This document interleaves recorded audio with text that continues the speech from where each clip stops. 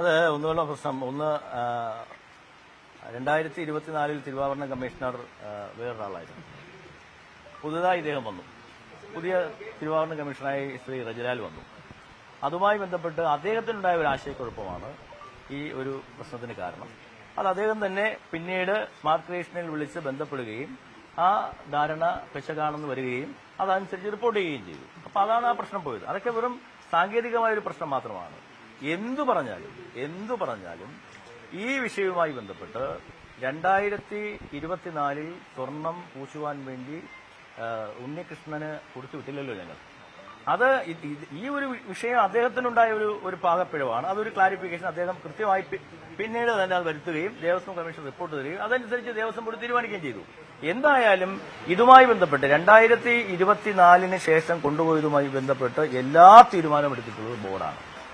കൊടുത്തുവിടണമോ കൊടുത്തുവിടേണ്ടതിന്റെ ഏതൊക്കെ രീതിയിലായിരിക്കണം അതിന്റെ രീതി എന്നുള്ളത് കൃത്യമായ 4 ഉത്തരവുകളാണ് തിരുവാഭരണ കമ്മീഷണർക്ക് ദേവസ്വം ബോർഡിന്റെ ഭാഗത്തുനിന്നുണ്ടായിട്ടുള്ളത്. അത് വേണമെങ്കിൽ നിങ്ങൾക്ക് തരാം, നിങ്ങൾ പരിശോധിച്ച് നോക്കൂ. അതല്ലാതെ സംശയത്തിന്റെ നിഴലിലാണ് എന്നൊരു വാർത്ത കൊടുക്കുമ്പോൾ അതൊരു ശരിയായ നടപടിയല്ലെന്ന് മാത്രമേ ഞാൻ പറഞ്ഞുള്ളൂ. വിജിലൻസിന്റെ റിപ്പോർട്ടാണ് ഇതിപ്പോ ഏതെങ്കിലും ഒരു ചാനൽ ഇപ്പൊ മാതൃഭൂമി കൊടുക്കുന്ന ഇത് ഇപ്പോഴത്തെ ബോർഡ് കള്ളൻ എന്ന് പറയുന്നതല്ല, അല്ലെങ്കിൽ അല്ല ഞാൻ പറയുന്ന കാര്യം ആ വിഷയം തീർന്നല്ലോ. ആ വിഷയത്തെ സംബന്ധിച്ച് പിന്നെ ആ വിഷയം പറഞ്ഞല്ലോ, ഞാൻ ക്ലിയർ ചെയ്തല്ലോ. ഞാൻ പറയുന്നത് ഇതുമായി ബന്ധപ്പെട്ട് ഞങ്ങൾ സത്യസന്ധമായും സുതാര്യമായും തന്നെയാണ് കാര്യങ്ങൾ തീരുമാനിച്ചിട്ടുള്ളത്. ആ ഉണ്ണികൃഷ്ണൻ എന്ന് പറയുന്ന വ്യക്തി എന്നെ വിളിച്ചപ്പോൾ ഞാൻ തന്നെ കൃത്യമായ നിലപാട് പറഞ്ഞു. ആ നിലപാടിന്റെ അടിസ്ഥാനത്തിലാണ് ഒരു കാരണവശാലും കൊടുക്കാൻ പാടില്ല എന്ന് ഞങ്ങൾ തീരുമാനിച്ചത്. ആ ബോർഡിന്റെ 4 ഉത്തരവുകൾ നിങ്ങൾക്ക് തരാം, നിങ്ങൾ പരിശോധിച്ചു. ഏത് കാര്യം പിന്നെ എന്തെങ്കിലും ഒരു പ്രശ്നം വന്നാൽ അത് ബോർഡ്, എന്തെങ്കിലും ക്രെഡിറ്റ് വന്നാൽ അത് ഉദ്യോഗസ്ഥൻ, അങ്ങനെ പറയില്ല. അത് ശരിയായ നിലപാടല്ല. അത് പോട്ടെ, അടുത്ത കാര്യം അല്ല ആയിക്കോട്ടെ. ഞാൻ പറഞ്ഞോട്ടെ. ഇപ്പൊ ഒരു കോടതിക്ക് പോലും പിന്നെ ഉത്തരവിൽ പറയാത്തൊരു കാര്യം അല്ലെങ്കിൽ അങ്ങനെ പറയുന്നത് ശരിയല്ല. ഞങ്ങളെ സംബന്ധിച്ചിടത്തോളം ഇപ്രാവശ്യം കൊണ്ടുപോയതിന്റെ സമ്പൂർണമായ ഉത്തരവാദിത്വം ബോർഡിനാണ്. ബോർഡ് അത് കൃത്യമായി ആലോചിച്ചും അത് മാനദണ്ഡങ്ങൾ പാലിച്ചും കൃത്യമായി പാലിച്ചുകൊണ്ട് തന്നെയാണ് കൊണ്ടുപോയത്. കൊടുത്തുവിടരുതെന്നുള്ള നിർദ്ദേശം അല്ലെങ്കിൽ അങ്ങനെ അത് തടസ്സമിട്ടത് തടഞ്ഞത് തിരുവാഭരണ കമ്മീഷണറാണ് വിജിലൻസിന്റെ. അല്ല ഞാൻ പറയുന്നത് അതൊക്കെ പിന്നെ കാര്യങ്ങൾ വരികയല്ലേ. ഒന്ന് ആ ഉദ്യോഗസ്ഥൻ തന്നെ അത് ക്ലാരിഫൈ ചെയ്തിട്ടുണ്ട്. വേണമെങ്കിൽ ഇനിയും അത് അന്വേഷിക്കേണ്ടതേ. ഞാൻ പറയാം, എന്താ നിങ്ങൾക്ക് എത്ര പ്രശ്നം എന്താ, അത് ഇനിയും അന്വേഷിക്കട്ടെ. എല്ലാം ഇതുപോലുള്ള കാര്യങ്ങളെല്ലാം അന്വേഷിക്കാൻ വേണ്ടിയിട്ടല്ലേ SIT ഇടപെടലില്ലായിരുന്നെങ്കിൽ ഈ ബോർഡിന് അതെങ്ങനെ പറയുന്നത് അതെങ്ങനെ പറയാൻ പറ്റും? ഞാൻ പറയുന്നത് 2019 അന്നത്തെ തിരുവാഭരണ കമ്മീഷണർമാർക്ക് വലിയ വീഴ്ച പറ്റി. അതുകൊണ്ടാണ് നിങ്ങൾക്ക് മനസ്സിലാവാത്തതാണ്. കാരണം 2024 മുതൽ ഈ ശ്രീ തിരുവാഭരണ കമ്മീഷണറായ സുനിലയ്ക്ക് ഞങ്ങൾ കൊടുത്തിട്ടുള്ള ഉത്തരവുകൾ ഞങ്ങൾ നിങ്ങൾക്ക് അയച്ചു തരാം. അപ്പൊ നിങ്ങൾക്ക് ക്ലാരിറ്റി വരും. കാരണം ഈ 2024 മുതൽ ഇതുമായി ഈ ബോർഡ് ഈ തിരുവാഭരണവുമായി എടുത്തിട്ടുള്ള 4 ഓർഡറാണ്. ആ 4 നിങ്ങൾക്ക് തരാം. ആ 4 നിങ്ങൾക്ക് തരുമ്പോൾ ആ ക്ലാരിറ്റി വരും. അല്ലാതെ ഈ പുള്ളി വന്നതിന് ശേഷം ഈ പുള്ളി പറഞ്ഞതല്ല. അത് ആ 4 നിങ്ങൾക്ക് വായിക്കുമ്പോൾ നിങ്ങൾക്ക് മനസ്സിലാവും. അതൊന്നും ഞാൻ അതിലേക്കൊന്നും ഞാൻ പോകുന്നില്ലല്ലോ. ഞാൻ പറയുന്നത് 4 ബോർഡ് തീരുമാനങ്ങൾ അത് നിങ്ങൾക്ക് തരുമ്പോൾ നിങ്ങൾക്ക് ക്ലാരിറ്റി വരും. അതല്ലാതെ ഇദ്ദേഹം വന്നിട്ട് മാത്രമാണ് ഇത് സംഭവിച്ചത് എന്നുള്ളതല്ല. അദ്ദേഹം അത് കൃത്യമായി അത് മൊഴി രേഖപ്പെടുത്തിയിട്ടുമുണ്ട്. കൃത്യമായി കമ്മീഷണർ അറിയിക്കുകയും ചെയ്തു. കമ്മീഷണർ ദേവസ്വം ബോർഡ് തന്നു. ദേവസ്വം ബോർഡ് തീരുമാനം. അല്ലാതെ ഒരു തിരുവാഭരണ കമ്മീഷണർക്ക് മാത്രമായി ഒരു തീരുമാനമെടുക്കാൻ പറ്റില്ലല്ലോ. തിരുവാഭരണ കമ്മീഷണർ ഇതിന്റെ അധികാരിയാണെങ്കിലും തീരുമാനമെടുക്കുന്നത് ബോർഡല്ലേ. ആ തീരുമാനം ബോർഡ് കൃത്യമായി എഴുതിയിട്ടുണ്ട്. സുനില തിരുവാഭരണ കമ്മീഷണർ പിന്നെ ആയത് മുതലുള്ള 4 പിന്നെ ഉത്തരവുകളാണ് ബോർഡിന്റെ ഭാഗത്തുനിന്ന്. ഈ 4 മാതൃഭൂമിക്ക് തന്നേക്കാം, എല്ലാവർക്കും തന്നേക്കാം. അത് വായിക്കുമ്പോൾ മനസ്സിലാവും. ഈ 2024 ഞാൻ പറയാം, അത് കഴിഞ്ഞല്ലോ. ആ ഉത്തരവിലുണ്ടായിരുന്നു 2024 നവംബർ 21 ഒരു ഉത്തരവിലാണ് ഇത് സ്മാർട്ട് ക്രിയേഷനിൽ കൊടുത്ത അറ്റകുറ്റപ്പണി നടത്താനുള്ള ആദ്യം 4 ഞാൻ തന്നേക്കാം. ഞാൻ 4 തന്നേക്കാം. നിങ്ങൾ 4 ഞാൻ നിങ്ങൾക്ക് തന്നേക്കാം. കൊടുക്കാൻ തന്നെയായിരുന്നു. നിങ്ങൾ 4 ഞാൻ നിങ്ങൾക്ക് തന്നേക്കാം. 4 നിങ്ങൾക്ക് തരുമ്പോൾ നിങ്ങളുടെ ഇത് മനസ്സിലാവുമല്ലോ. ശരി, വാറണ്ടി എന്നുള്ള ഒരു ഉദ്ദേശം മാത്രമല്ല. പിന്നല്ലാതെ പിന്നെ പറയുന്നതിനൊക്കെ വല്ലതും മാന്യത. ഓക്കെ,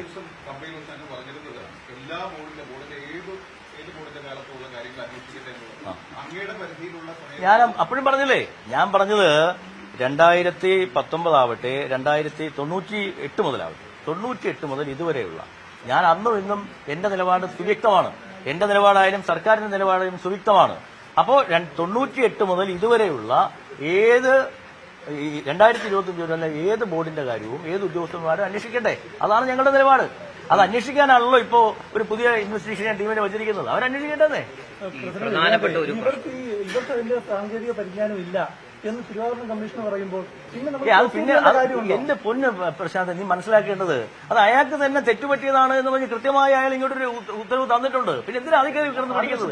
ഒരു കാര്യം ഞാൻ ചോദിക്കട്ടെ, ഒരു കാര്യം നിങ്ങളോട് ചോദിക്കട്ടെ, അയാളെ കൊടുത്തുവിട്ടില്ലല്ലോ. അത് ഈ ബോർഡ് തീരുമാനിച്ചുകൊണ്ടല്ലേ? അല്ല, ഒരു തിരുവാഭരണം അങ്ങനെയൊന്നുമല്ല. ഒരു തിരുവാഭരണം കമ്മീഷണർ തീരുമാനിച്ചാൽ തടയാൻ പറ്റുമോ? അതാണ് ഞാൻ പറഞ്ഞത്. ഞങ്ങൾ ഈ തിരുവാഭരണം കമ്മീഷണർ രജലാൽ വരുന്നതിന് തൊട്ടു മുമ്പുള്ള കമ്മീഷണർ സുനിലായിരുന്നു. ആ സുനിലേക്ക് അയച്ച ഉൾപ്പെടെയുള്ള 4 തീരുമാനം നിങ്ങൾ അങ്ങോട്ട് തന്നേക്കാം. അത് നിങ്ങൾ ആലോചിച്ചിട്ട് പറയൂ. പക്ഷേ ഉണ്ണികൃഷ്ണൻ പോറ്റിയെ തിരിച്ചറിയാൻ നമുക്ക് സാധിക്കില്ല. 2024 കാലത്ത് ഒരുപാട് സ്പോൺസർ എന്ന നിലയിൽ ഉണ്ണികൃഷ്ണൻ പോറ്റി അവിടെ ഒരുപാട് കാര്യങ്ങൾ വന്നിട്ടുണ്ടെന്നേ ഞാൻ പറയുന്നത്. നിങ്ങൾ ആരെങ്കിലും കണ്ടുപിടിച്ചില്ലല്ലോ.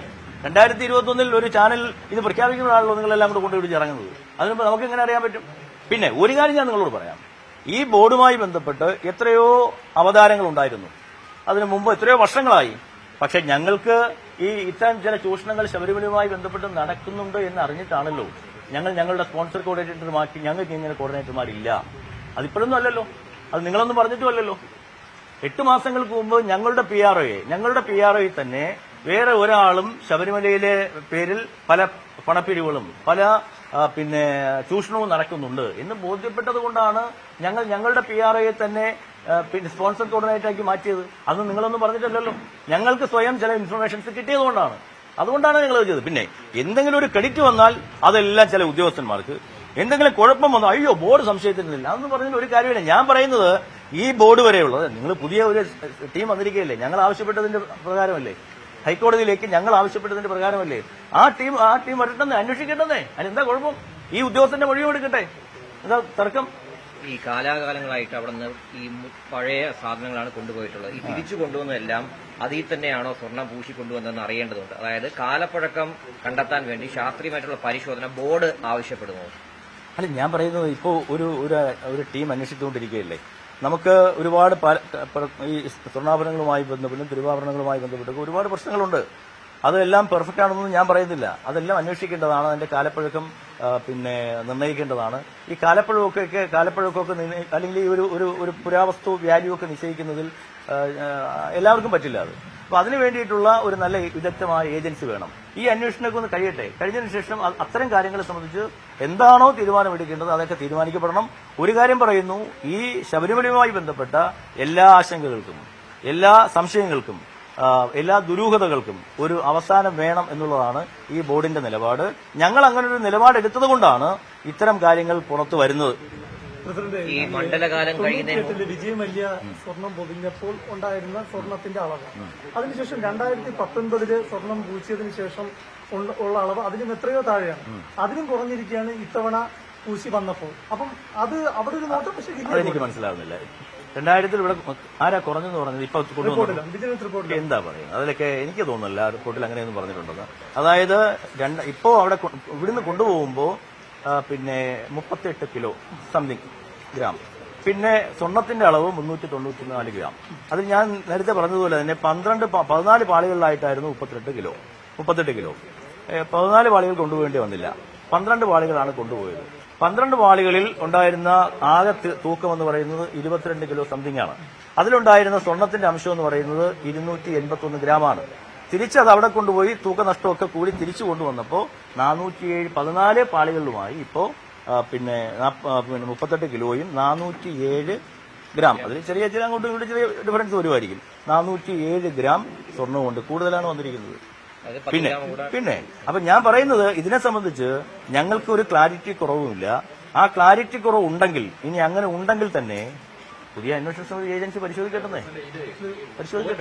സ്പോൺസർ ചെയ്യാം എന്ന് പറഞ്ഞാണ് കൊണ്ടുപോയത്. ഇപ്പോൾ അതിന് കൂലി കൊടുത്തത് അയ്യപ്പന്റെ ഈ സ്വർണം ഉപയോഗിച്ചിട്ടാണ് അവർക്ക് കൂലി കൊടുത്തതായി കാണുന്നത്. അയ്യപ്പന്റെ സ്വർണം തന്നെയാണ് ഇതിനെ പോറ്റി പൂശിയിട്ട് തിരിച്ചു കൊണ്ടുവന്നത്. അപ്പൊ ഇതെല്ലാം പിടിച്ചെടുക്കണ്ടേ?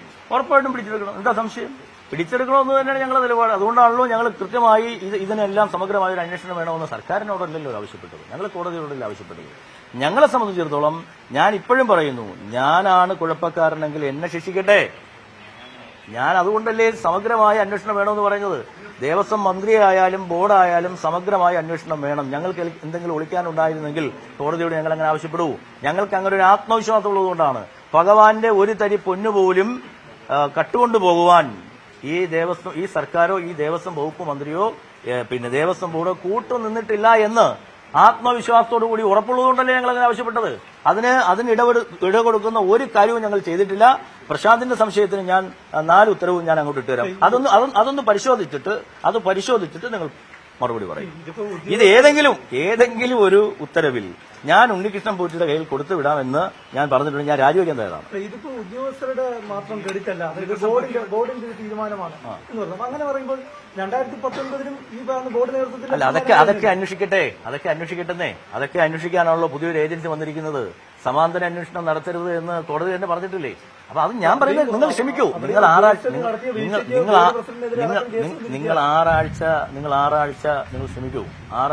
ക്ഷമിക്കൂ.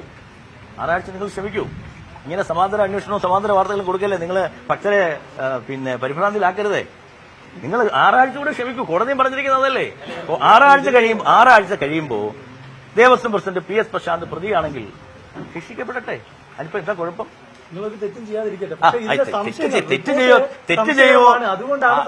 അങ്ങനെയൊന്നുമില്ല. അതൊന്നുമില്ല. അങ്ങനെയൊക്കെ നിങ്ങൾക്ക് ആവശ്യമില്ലാത്ത കാര്യങ്ങൾ നിങ്ങൾക്ക് എങ്ങനെ വേണോ വ്യാഖ്യാനിക്കാമല്ലോ. ഒരു റിപ്പോർട്ട് വരുമ്പോൾ എങ്ങനെ വേണോ വ്യാഖ്യാനിക്കാമല്ലോ. ആ വ്യാഖ്യാനമൊക്കെ ആയിക്കോട്ടെ. പക്ഷെ ആ വ്യാഖ്യാനങ്ങളൊന്നും ശരിയല്ല. അതിനെ സംബന്ധിച്ചിടത്തോളം 4 ഉത്തരവുകളാണ് ഈ ബോർഡ് ഇറക്കിയിട്ടുള്ളത്. ആ 4 ഉത്തരവിലും കൃത്യമായ നിലപാടാണ് ബോർഡ് ഒരേ നിലപാടാണ് എടുത്തിരിക്കുന്നത്. അതിൽ പുതുതായി വന്ന ഉദ്യോഗസ്ഥരുണ്ടായ ഒരു കൺഫ്യൂഷൻ മാത്രമാണത്. അത് കൃത്യമായി അത് മാറി എന്ന് രണ്ടാമത്തെ പിന്നെ കത്തിൽ കമ്മീഷണർക്ക് അയച്ചു കൊടുക്കുകയും കമ്മീഷണർ ആ തീരുമാനം ഞങ്ങൾക്ക് അയക്കുകയും ഏറ്റവും ഒടുവിൽ കൃത്യമായ ഉത്തരവാണ് ഇറക്കിയിട്ടുള്ളത്. ഈ ഉത്തരവിലൊന്നും ഒരു ക്ലാരിറ്റി കുറവും ബോർഡിനുമില്ല, ഉദ്യോഗസ്ഥന്മാർക്കും കൊടുത്തുവിടരുതെന്നുള്ള നിർദ്ദേശം അല്ല, പോറ്റിക്ക് ഉള്ളിൽ കൊടുത്തുവിടരുതെന്നുള്ള എന്റെ നിർദ്ദേശം തന്നെയായിരുന്നു. എന്താ സംശയം? ഞാൻ ആത്മവിശ്വാസത്തോട് പറയാണ്. അദ്ദേഹം എന്നെ വിളിച്ചപ്പോൾ ഞാൻ ഒരു കാരണവശാലും തരാൻ പറ്റില്ല എന്ന് പറഞ്ഞു. അദ്ദേഹം എന്നോട് ചോദിച്ചത് പിന്നെ സാർ ഞങ്ങളത് കൊണ്ടുപോയിക്കോളാം. ഞാൻ സ്പോണ്ടേനിയസ് ആയിട്ട് ചോദിക്കുകയാണ്, അതെങ്ങനെ തരാൻ പറ്റും? ഇത് കേൾക്കും ഞാൻ പറഞ്ഞു, അതെങ്ങനെ കൊടുത്തുവിടാൻ പറ്റും? ഇത് ദേവസ്വം ബോർഡിന്റെ ഒരു സ്വത്തല്ലേ എന്ന് ചോദിക്കുന്നു. അപ്പോൾ പുള്ളി പറഞ്ഞാലും സാർ കഴിഞ്ഞ പ്രാവശ്യവും ഞങ്ങളിലാണ് തന്നുവിട്ടത്. നിങ്ങൾ കഴിഞ്ഞ പ്രാവശ്യം അങ്ങനെ ആയിരിക്കും, പക്ഷെ ഇപ്രാവശ്യം അങ്ങനെ തരാൻ പറ്റും. നിങ്ങൾ അങ്ങോട്ട് വന്നേക്കൂ. ഞങ്ങളുടെ ഉദ്യോഗസ്ഥന്മാരുടെ ചെലവൊന്നും വഹിക്കാൻ എനിക്ക് മാർഗ്ഗമില്ല. നിങ്ങൾ ഉദ്യോഗസ്ഥന്മാരുടെ ചെലവ് എന്തിനാ വഹിക്കുന്നത്? നിങ്ങൾ വഹിക്കേണ്ട കാര്യം എന്താ? അത് ഡിപ്പാർട്ട്മെന്റ് നോക്കുമല്ലോ എന്ന് പറയുകയും അതനുസരിച്ചാണ് ഞങ്ങൾ മുന്നോട്ട് പോവുകയും ചെയ്തത്. അതിൽ ഞങ്ങൾക്കൊരു ക്ലാരിറ്റി കുറവില്ല. ഈ പറഞ്ഞ അതേ കാര്യം തന്നെ നമ്മുടെ ചർച്ചയിൽ താങ്കൾ വിശദീകരിച്ചിട്ടുണ്ട്. അപ്പോൾ ഇന്ന് വന്ന വിജിലൻസ് റിപ്പോർട്ടിൽ ഇതിന് വിരുദ്ധമാണ്. അതുകൊണ്ടാണ് ഞാൻ വിജിലൻസ് റിപ്പോർട്ടൊന്നും വിജിലൻസ് എന്നോട് ചോദിച്ചിട്ടില്ലല്ലോ. ഈ വിജിലൻസ് എന്ന് പറയുന്നത് എന്നോട് ചോദിച്ചിട്ടില്ലല്ലോ ഇതൊന്നും ചെയ്യുന്നത്. എന്നോട് ചോദിക്കുകയോ എന്നോട് പറയുകയോ ചെയ്തിട്ടില്ലല്ലോ. അപ്പോഴങ്ങനെ പറഞ്ഞാലേ എനിക്കിത് പറയാൻ പറ്റുള്ളൂ. ഇപ്പോ വിജിലൻസ് എന്താ പറ്റിയത്? ആ വിജിലൻസിന്റെ മുന്നിൽ വന്ന ആ ഉദ്യോഗസ്ഥന്റെ 2 കത്തിലുണ്ടായ ഒരു ആശയക്കുഴപ്പമാണ്. രണ്ടാമത്തെ കത്തിൽ ആ ഉദ്യോഗസ്ഥൻ തന്നെ അത് ക്ലാരിറ്റി ചെയ്ത് പറഞ്ഞിട്ടുണ്ട്. അത് നേരെ ദേവസ്വം കമ്മീഷണറേക്ക് വിട്ടു. ദേവസ്വം കമ്മീഷണർ ബോർഡിലേക്ക് വിട്ടു. ബോർഡ് അന്ന് തീരുമാനം എടുത്തു. അതിപ്പോ എന്താ കുഴപ്പം? അതിലൊന്നും യാതൊരുവിധ ക്ലാരിറ്റി കുറവുമില്ല. അങ്ങനെ എന്തെങ്കിലും ഉണ്ടെങ്കിൽ തന്നെ ആ ഉദ്യോഗസ്ഥൻ അവരോട് പിന്നെ അടുത്ത് വരുന്ന ഇൻവെസ്റ്റിഗേഷൻ ടീമിനോട് വഴി പറയട്ടെന്നേ, എന്നെ പ്രതിയാക്കട്ടെന്നേ. അതുകൊണ്ട് പ്രശാന്തിന്റെ പ്രശ്നം തീരുമല്ലോ. വലിയ ആശങ്ക ഭക്തരിലൊക്കെ തന്നെയാണ്. ഈ ഒരു അന്വേഷണം എന്തായാലും ഇതിനിടയിൽ പൂർത്തിയാവാൻ സാധ്യത കുറവാണ്. ഈ മണ്ഡലകാലത്ത് ഇതെങ്ങനെ അഫക്ട് ചെയ്യുന്നു? അതാണ് ഞാൻ പറയുന്നത് എന്റെ ഒരു ആശങ്ക ഉണ്ട്. കാരണം ഈ മണ്ഡലകാലത്തിൽ ഇങ്ങനെയുള്ള വാർത്തകൾ വരുമ്പോൾ ഉണ്ടാകുന്നൊരു ഭക്തരുടെ ഒരു ആശങ്കയുണ്ട്. അതുണ്ടാകാൻ പാടില്ല. അവിടെ വരുന്ന ഭക്തർക്ക് പരമാവധി സൗകര്യങ്ങൾ അവർക്ക് സംതൃപ്തമായ ഒരു മണ്ഡലകാലം പ്രദാനം ചെയ്യണമെന്നാണ് ഞങ്ങൾ ആഗ്രഹിക്കുന്നത്. അതുകൊണ്ട് തന്നെ അതിനെല്ലാവരും ഒന്ന് സഹകരിക്കണമെന്നാണ് ഞാൻ പറയുന്നത്. പ്രതിപക്ഷ നേതാവായാലും പ്രതിപക്ഷ പാർട്ടികളായാലും എല്ലാവരും അതിനുവേണ്ടി സഹകരിക്കണം. ഞങ്ങൾ അതിന്റെ ഒരു അശ്രാന്തമായ പരിശ്രമത്തിലൂടെ മുന്നോട്ട് പോവുകയാണ്. ഞാൻ ഒരാഴ്ച ഞാൻ ശബരിമലയിലുണ്ടായിരുന്നു. ആ ശബരിമലയിലെ മരാമത്ത് വർക്കുകളുമായി ബന്ധപ്പെട്ടൊക്കെ ആസൂത്രണം നടത്തിയിട്ടുണ്ട്. പിന്നെ മുഖ്യമന്ത്രിയുമായി ബന്ധപ്പെട്ട് അന്ന് അയ്യപ്പ സംഗമവുമായി ബന്ധപ്പെട്ട് കുറെ വർക്കുകൾ നമുക്ക് അങ്ങനെ ചെയ്യാൻ സാധിച്ചു. ഇപ്പോൾ പ്രസിഡന്റ് വരുന്നു. പ്രസിഡന്റ് സന്ദർശനവുമായി ബന്ധപ്പെട്ടും നമുക്ക് കുറെ വർക്കുകൾ ചെയ്യാൻ സാധിക്കും. ഇതെല്ലാം ശബരിമല മണ്ഡല മകരവിളക്ക് മഹോത്സവത്തിന്റെ മുന്നൊരുക്കങ്ങൾക്ക് കൂടുതൽ സഹായകമായി മാറും എന്നാണ് ഞങ്ങൾ പ്രതീക്ഷിക്കുന്നത്. ഇവിടെ പ്രസിഡന്റിന്റെ സന്ദർശനവുമായി ബന്ധപ്പെട്ടും കാര്യങ്ങൾ പൂർത്തിയായി വരുന്നു. 22-ന് ഉച്ചയ്ക്ക് 1 മണിയോടുകൂടി ബഹുമാനപ്പെട്ട പ്രസിഡന്റ് അവിടെ വരും എന്നാണ് ഞങ്ങൾ പ്രതീക്ഷിക്കുന്നത്. ആ രീതിയിൽ കാര്യങ്ങൾ നന്നായി മുന്നോട്ട് പോവുകയാണ്. ഈ വലിയ പ്രവേശനം ബന്ധപ്പെട്ട് അന്ന് വലിയ പ്രക്ഷോഭമൊക്കെ നടന്നതാണ്. സമാനമായിട്ടുള്ള പ്രക്ഷോഭം ഉണ്ടാകുമോ എന്നുള്ളൊരു ഭയമുണ്ടോ? അല്ല, അതിന്റെ ആവശ്യമില്ലല്ലോ. കാരണം കഴിഞ്ഞ 3-4 വർഷക്കാലമായി അങ്ങനെ ഒരു പ്രശ്നം അവിടെ ഇല്ലല്ലോ. കഴിഞ്ഞ 3-4 വർഷക്കാലമായി കൃത്യമായ ആചാരങ്ങൾ സംരക്ഷിച്ചുകൊണ്ടും കൃത്യമായ പിന്നെ ആചാര രീതികൾ എങ്ങനെയാണോ അങ്ങനെ തന്നെയല്ലേ മുന്നോട്ട് പോകുന്നത്. അതിലൊന്നും ഒരു ആശങ്ക ഉണ്ടായിട്ടില്ലല്ലോ. കഴിഞ്ഞ പ്രാവശ്യം നിങ്ങൾക്ക് എല്ലാവർക്കും അറിയാവുന്ന പോലെ നിങ്ങളുടെയൊക്കെ സഹായത്തിന്റെ ഭാഗമായി തന്നെ പിന്നെ 54 ലക്ഷം ആളുകൾ വന്നിട്ടും ഒരാൾ പോലും പരാതി പറയുന്ന ഒരു അവസ്ഥ ഉണ്ടായില്ലല്ലോ. അതെല്ലാം ഈ ബോർഡും ഈ സർക്കാരും ഒക്കെ തന്നെ നേതൃത്വം കൊടുത്തത്. അതുപോലെ തന്നെ ഇപ്രാവശ്യവും വളരെ നല്ല രീതിയിൽ പ്രവർത്തനങ്ങളുമായി മുന്നോട്ട് പോകണം. അവിടെ വരുന്ന ഒരു ഭക്തന് ഒരു ബുദ്ധിമുട്ടും ഉണ്ടാവരുത്. അതിനു വേണ്ടിയിട്ടുള്ള പ്രവർത്തനങ്ങളാണ് ഞങ്ങൾ ഇപ്പോൾ ചെയ്തുകൊണ്ടിരിക്കുന്നത്. അപ്പോൾ അത് നിങ്ങളൊരു 6 ആഴ്ച കൂടി നിങ്ങളൊന്ന് വെയിറ്റ് ചെയ്യണം. എന്തായാലും ഇത് വരട്ടെ. ഇന്നിപ്പോൾ നിങ്ങൾ എല്ലാവരും പറയുന്നത് അങ്ങനെ തന്നെയല്ലേ. വരട്ടെ, ഒരു പുതിയ ടീമാണ്. ആ ടീമിൽ ആർക്കും വിശ്വാസമില്ലാതില്ലല്ലോ. ഹൈക്കോടതി നിയോഗിച്ച ടീമല്ലേ, ഹൈക്കോടതിയുടെ നേരിട്ടുള്ള നിരീക്ഷണത്തിലല്ലേ നടക്കുന്നത്. അന്വേഷണ റിപ്പോർട്ട് സീല് വെച്ച് കവറിൽ കൊടുക്കണമെന്നാണ് പറഞ്ഞിരിക്കുന്നത്. അപ്പോൾ സ്വാഭാവികമായും ഈ ഒരു അന്വേഷണ ഹൈക്കോടതി നിയോഗിച്ച അന്വേഷണ സമിതിയിലുള്ള വിശ്വാസ്യത ഉണ്ടെങ്കിൽ പ്രതിപക്ഷ നേതാവ് ഉൾപ്പെടെ സഹകരിക്കണം. കാരണം അതല്ലെങ്കിൽ അങ്ങനെ അല്ലെന്ന് പറയണം. തീർച്ചയായിട്ടും ഞങ്ങൾക്ക് വിശ്വാസമാണ്. കേരളത്തിലെ ഭക്തജനങ്ങൾക്കും കോടതിയുടെ നിരീക്ഷണത്തിൽ നടത്തുന്ന ഒരു അന്വേഷണം തൃപ്തികരമാണെന്നാണ് ഞങ്ങൾ വിശ്വസിക്കുന്നത്. ആ അന്വേഷണം നടക്കട്ടെ. ആ അന്വേഷണത്തിന്റെ ഭാഗമായി ഞാൻ വീണ്ടും പറയുന്നു, ഇപ്പോഴത്തെ Devaswom board president PS Prasanth പ്രതിയാണെങ്കിൽ ശിക്ഷിക്കപ്പെടട്ടെ. അത്രേ ഉള്ളൂ കാര്യം. അല്ല, തിരുവാഭരണ കമ്മീഷൻ വിഷയം ചോദിക്കേണ്ട കാര്യമില്ലല്ലോ. ഞങ്ങൾക്ക് അതിനെ സംബന്ധിച്ച് അദ്ദേഹത്തിൽ ഒരു വിശ്വാസ കുറവില്ലല്ലോ. റിപ്പോർട്ടിന്റെ അടിസ്ഥാനത്തിൽ കൂടുതൽ നടപടികളിലേക്ക് നമ്മൾ ദേവസ്വം പോകുന്ന നിലയിൽ കിടക്കുന്നത് ഈ ഉദ്യോഗസ്ഥർ ഇപ്പോൾ അവരെ വിരമിച്ചവരൊക്കെ ഉണ്ടല്ലോ. അല്ല, ഉറപ്പായിട്ടും പിന്നെ ഈ വിരമിച്ച ഉദ്യോഗസ്ഥരെ സംബന്ധിച്ചിടത്തോളം നമുക്ക് പെൻഷൻ തടഞ്ഞു വയ്ക്കുക എന്ന് പറയുമ്പോൾ നമുക്ക് അത് പ്രായോഗികമല്ല. അപ്പോൾ ബോർഡ് കൂടി ഞങ്ങൾ സർവീസ് കൺസൾട്ടന്റുമായി ബന്ധപ്പെടുന്നുണ്ട്. ആ സർവീസ് കൺസൾട്ടന്റുമായി ബന്ധപ്പെട്ട് മാത്രമേ അത് ചെയ്യാൻ പറ്റുള്ളൂ. മാത്രമല്ല, ഇപ്പോൾ ഈ FIR-ൽ രജിസ്റ്റർ ചെയ്യപ്പെട്ടു എന്ന് പറഞ്ഞ് കുറ്റാരോപിതരല്ലേ ഉള്ളൂ. അപ്പോൾ ശിക്ഷിക്കപ്പെട്ടാൽ ഇതിന്റെ ഭാഗമായി ഈ ഒരു അന്വേഷണത്തിന്റെ ഭാഗമായി അവർ കുറ്റം ചെയ്തിട്ടെന്ന് ഉറപ്പാക്കിയാൽ ഉറപ്പായും അവരുടെ പെൻഷൻ തടയുകയോ മറ്റ് ഈ നഷ്ടം ഡിപ്പാർട്ട്മെന്റായ നഷ്ടം തിരിച്ചുപിടിക്കുകയോ ചെയ്യാൻ പറ്റുന്ന നടപടിക്രമങ്ങളിലേക്ക് പോകാൻ സാധിക്കും. അല്ല, അവർക്ക് 14-ാം തീയതി നമ്മൾ തീരുമാനിക്കും. 14-ാം തീയതി നോക്കാം. നമുക്ക് പ്രതിപ്പട്ടികയിൽ വന്നിട്ടുണ്ടെങ്കിൽ ഉറപ്പായിട്ടും അവർ വച്ചുകൊണ്ടിരിക്കാൻ പറ്റില്ലല്ലോ. അല്ല, ഉറപ്പായിട്ടും 14-ാം തീയതി ബോർഡ് കൂടി തീരുമാനിക്കും. വിജിലൻസ് റിപ്പോർട്ടിൽ ശുപാർശ ചെയ്യുന്ന ഉദ്യോഗസ്ഥർ മുരാരി ബാബു മാത്രമേ ഉള്ളൂ. അതോ വേറെ ഉള്ളവരുണ്ടല്ലോ, അവർക്കെതിരെ നടപടി ഉണ്ടാവും? അല്ല, ഇതിൽ മുരാരി മാത്രമല്ലല്ലോ, ഏതാണ്ട് 9 പേര് ഉദ്യോഗസ്ഥരുടെ പേര് പറഞ്ഞിട്ടില്ല. അപ്പൊ അത് സർവീസിലുള്ള 2 പേരേ ഉള്ളൂ. അതുണ്ടാവും, ഉറപ്പായിട്ടുണ്ടാവും.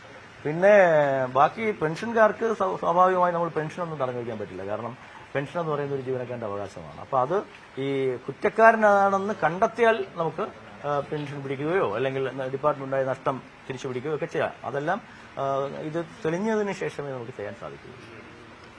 സർവീസുള്ളവരെ സസ്പെൻഡ് ചെയ്തല്ലോ.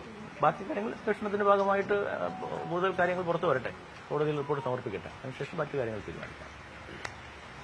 ഓക്കെ.